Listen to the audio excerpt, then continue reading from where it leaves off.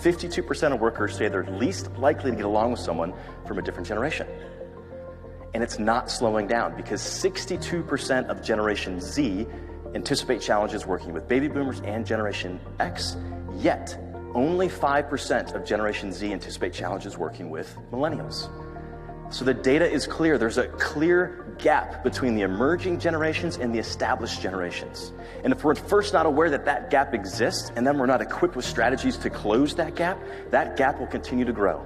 And you'll find yourself more and more disconnected from the folks that you serve alongside. You're going to find yourself more and more disconnected from the patients you serve.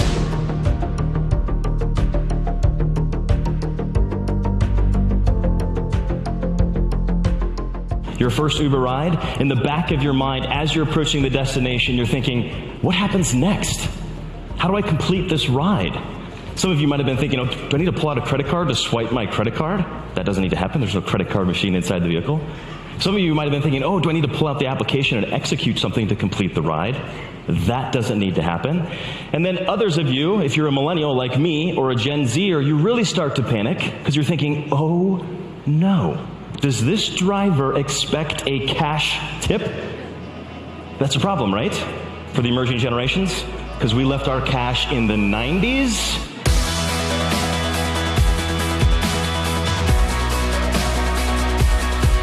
Because of advances in technology, because of advances in medicine, you and I are living longer.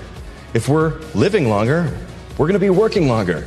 So right now, you're communicating, you're working across 4 different generations. But in the very, very near future, you're going to be working across 5, 6, 7 different generations in the very near future.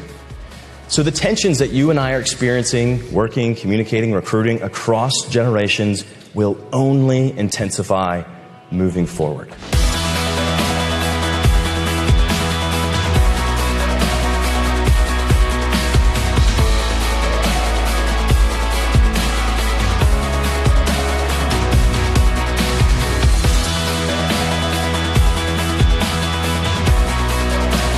Generations are clues, they're not absolutes. But in my opinion, and I think you're going to agree with me after our time together, they're very big clues on how you lead, communicate, sell.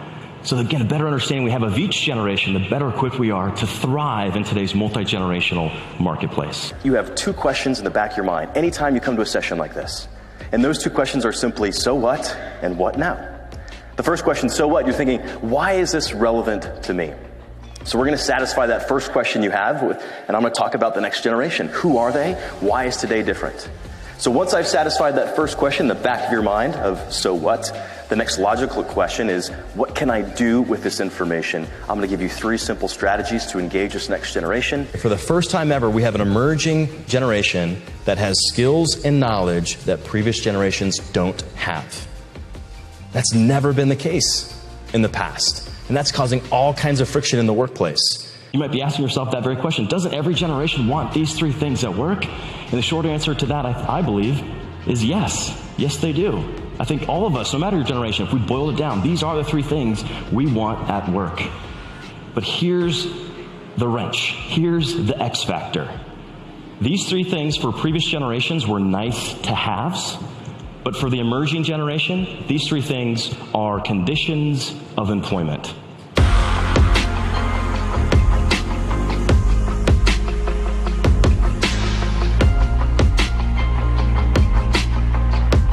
Not too long ago, I was speaking to a group of 500 folks, much more intimate than today. And we were doing a Q&A portion, and at the end of my talk, we did some Q&A, and the gentleman in the front row asked a tremendous question. I did the best I could to give him the best response I could, and I ended my response to his question by saying, because if not, your next-gen employee will use LinkedIn to find a new job by lunch.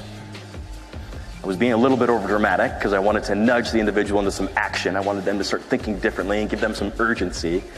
But when I said that comment, there was a brave young professional in the back of the room. She stood up, she shouted out across 500 people. She shouted out, why wait until lunch?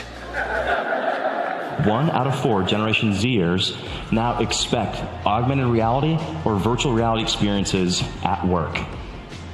That shouldn't surprise any of us in this room because the technology's been in their hands for the last 5 years. So we've got to be students of all these things that are happening around us because it's changing the behaviors of our customers. The next generation provides data points into what's next. What's next for your leadership? What's next for your communication? What's next for fill in the blank?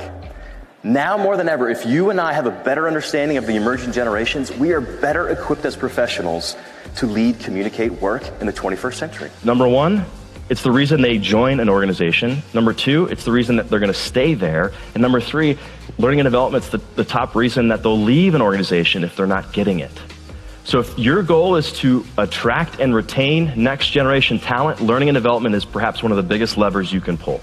A "this is always how we've done it" mindset is a slippery slope to irrelevance. Now more than ever, I hope I've made that abundantly clear. So what we need to do instead, we need to prioritize why over the way.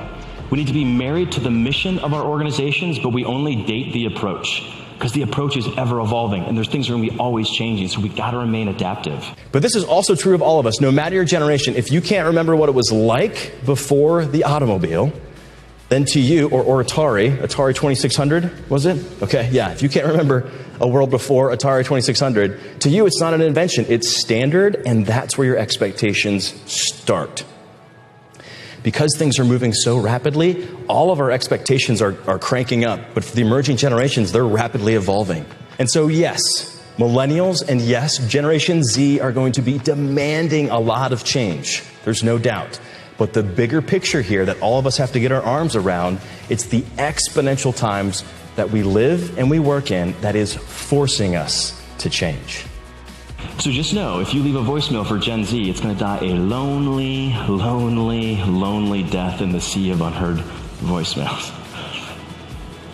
Speaking of voicemails, my mother has a podcast, and if any of you are interested in listening to it, you would just need the passcode to my voicemail.